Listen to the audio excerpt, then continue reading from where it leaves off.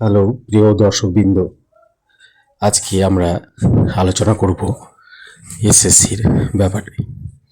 আজ প্রায় 2016 থেকে 2024 অবধি কিন্তু একটাও এসএসসি কিন্তু হয়নি।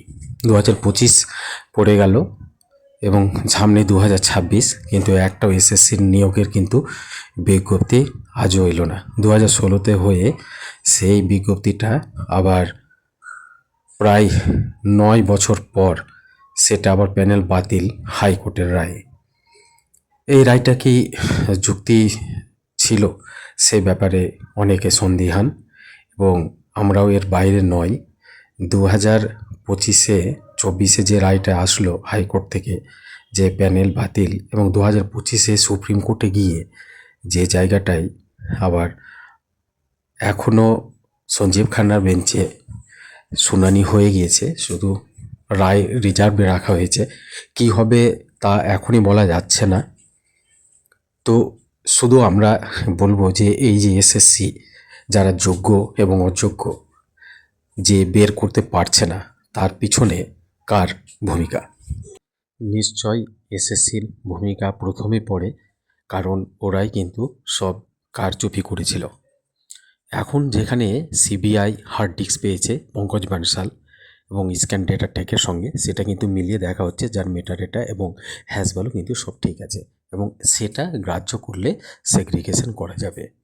এখন এদের জন্য এই এসএসসির যে নির্বুদ্ধিতা, তার জন্য আজকে যোগ্য প্রার্থীরা পথে বসেছে।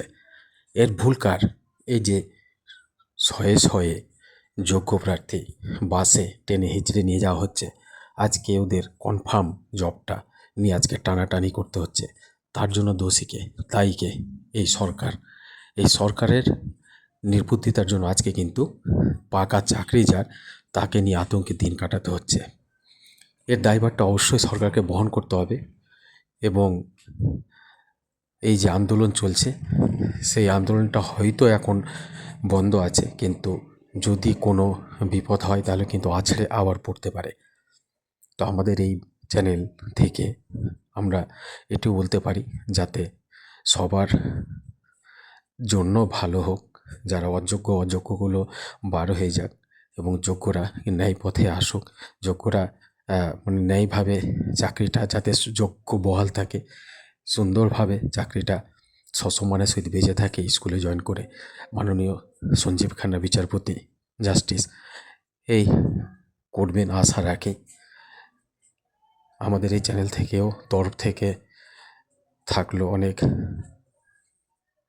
প্রত্যেক যারা যোগ্য তাদের শুভেচ্ছা, যে যে ফাইনাল রায়দান যেটা হয় সেটা যেন যোগ্যদের পক্ষে যায়, এবং খুব তাড়াতাড়ি যে বিভিন্ন ধরনের ক্যান্ডিডেট এখনও আছে তারা যেন পরবর্তী এসএসসি নিয়োগে এই চাকরিটা পায়। কারণ এই পশ্চিমবঙ্গে এসএসসিটাই হচ্ছে একমাত্র চাকরি পাওয়ার প্রথম।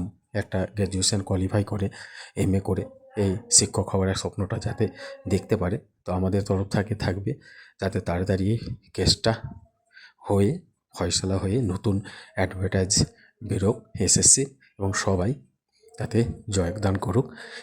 এটুকুই বলবো আজকে। পরবর্তীতে অন্য কোনো টপিক নিয়ে আসবো, তো আপনারা চ্যানেলটা ফলো করবেন। আমাদের খুব কম ভিডিও দেওয়া হচ্ছে, পরবর্তীতে ভিডিওগুলো দেওয়া হবে। ধন্যবাদ।